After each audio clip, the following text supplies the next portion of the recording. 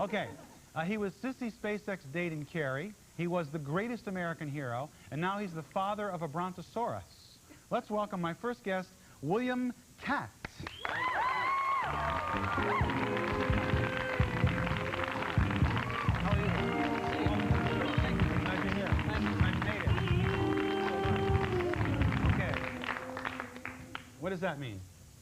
This is the camera. There's 3 cameras, though. This is the one. Okay, this one's Mo, this one's Larry, this one's Curly. You're one of the few people that is good looking in person as you are on screen, don't you think, audience? Yeah. I'm raising heterosexual. Okay.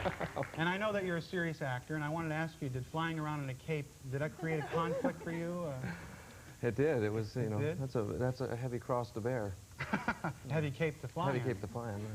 No, have you ever been called upon to do things that weren't in tune with what you suspected when you first started? Oh, yeah. You know, actually, doing The Greatest American Hero saved me one night. A limousine dropped me off at I was traveling between Los Angeles and San Diego in a limousine, whose company shall remain nameless. And I was asleep in the back seat. And we pulled into a gas station about an hour outside of Los Angeles. And I was groggy, and I said to the guy driving the car, I said, I'm going to make a phone call, I'll be right back. And I rolled out of the car, and I went to the gas station, to the payphone. And I was talking to my wife. And about 5 minutes into the conversation, I see the car door shut, and the guy drives off down the street. Now, I mean, I'm in a neighborhood where I look like a beacon, you know. And I run screaming after this guy, and he never knew that I wasn't in the back of the car. I called my wife, and I said, hey, I'm going to grab a taxi. And my face, I couldn't get a cab to take me back to my house because it was so far away, and I didn't have a dime in my pocket. So after 2 or 3 cabs came by and they wouldn't give me a ride, I finally took the guy by the hand. I said, do you recognize this face? He said, no. And then he let you in the cab.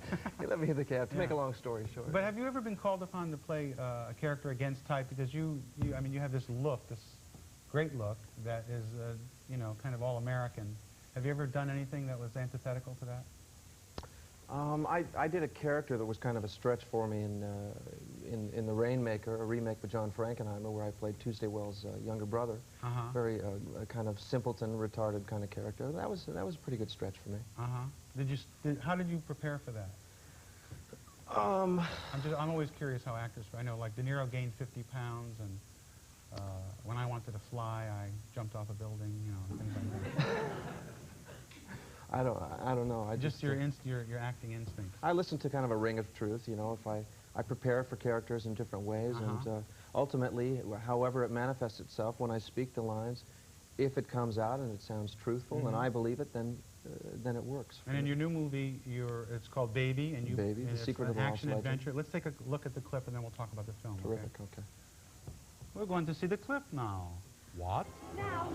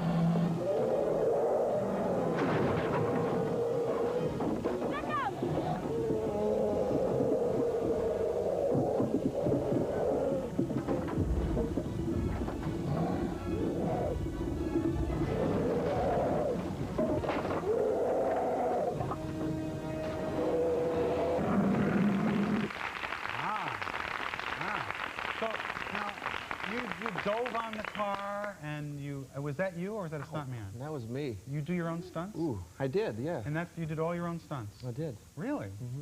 What does the producer say? Don't get hurt? Don't they get scared? I suppose they... Yeah. No, but did the stuntman train you how to fall and how to take a punch and how to throw a punch? It's a misconception because stuntmen in Hollywood really think of themselves as safety men. You know, safety men. They really take the element of risk out of stunts as much as they can. And being that I've been fortunate enough to work with a lot of them, I kind of eliminate as much risk as I can. Did you do all the stunts in your series too, The American Hero? I did a large part of them, but Dennis Madalone was my stuntman. Do you enjoy doing that? I do. It's fun, isn't it? Well, I tell you what, as you know, it's kind of freeing for an actor to do a stunt because you don't have to think about what am I thinking here, what's going on. You just do it, and you know that if you don't do it right, someone's going to get hurt. So it's freeing in that respect. And in that area where you shot the film, that's supposed to be a brontosaurus. Did you run across any real brontosauruses there? Because I spoke to a cryptozoologist, and they said that it's conceivable that they still exist in that area. So there's a legend that the film is loosely based on, akin to our abominable snowman, or in Europe, Loch Ness, called Mekele Mbembe.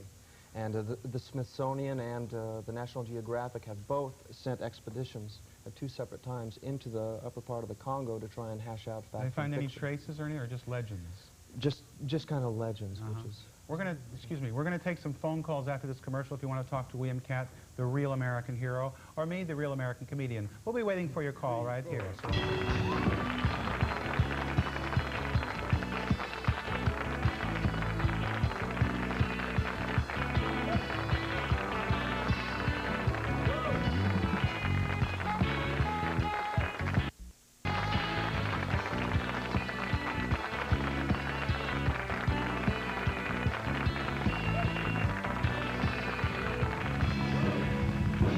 Okay, we're back, obviously, with actor William Katt, and we're going to take some calls, but before we do, I just want to ask you, I was told that you had to employ a witch doctor on the set of the movie. Can you tell us about that? A funny story. It gives you kind of an example of what Africa today is.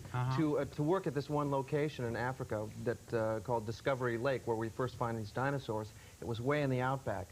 To be able to use the lake, the production company had to go to a witch doctor, and the witch doctor had to perform a sacrifice. One of the crew of the movie? Yeah.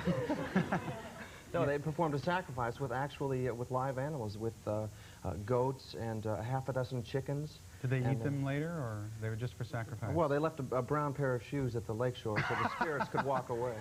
Yeah. So obviously it worked because you got back and no brontosauruses came out of the lake. And let's see who's on the line now. Okay.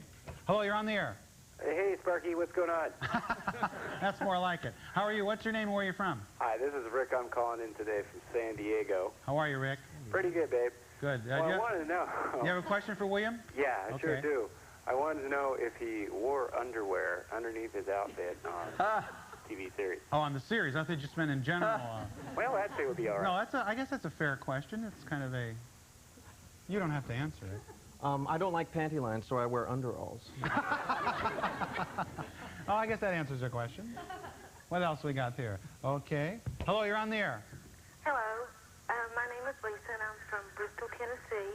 What is your first name? Lisa. Lincoln? Lisa. I'm sorry. Oh, Lisa, I'm sorry, Lisa. That's okay. What's on your mind today? Well, first of all, I want to tell you that you're wonderful. Well, thank you. Well, you're welcome. And I wanted to ask William how he decides which movie roles he's going to take, because I saw him in Butch and Sundance, I believe it was the younger days or the younger years. And I thought he was pretty good in that, too. So how does he decide which roles he's going to take? What kind of thought do you give before you take a part? Well, I look at, it all kind of comes down to availability and what's there, and I choose the best from what I see presented to me, really. Money has nothing to do with it? No. Okay. Let's take another call. Hello, you're on the air. Yes, my name's Mike from Rochester. Rochester. How are you, Mike? Okay, how are you? Good. You have a question for William? Yes, I want to know if he ever had a soccer career, because I saw a movie with him with Susan Day a long time ago. I think it was First Love. Yeah.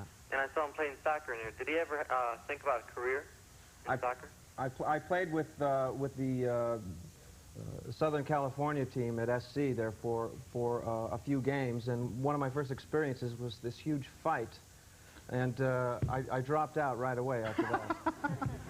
Okay, thanks for calling. Okay, bye-bye. And thanks for coming to the show, Okay, William. no your wife is expecting a baby any second. Any second, under strict orders not to give birth. Okay, so we'll get you out of here as soon as we can so you can watch her. You're a great guest, and come back, please. Okay. All right. If you want to win a pair of Ray-Ban leathers, those are sunglasses with leather on them, not things that you look through, with leather, we want you to answer this question. What famous character was played in the movies by both William Katt and Robert Redford? If you know the answer, call us. Right now, Lynette McKee sang I'll Wind. Oh, I see. Lynette McKee sang Ill Wind in the movie Cotton Club, and now it's a hit song. Well, that's good. Here's the music video with lots of great scenes from the movie that they can keep using again because the movie isn't playing anymore, I don't think.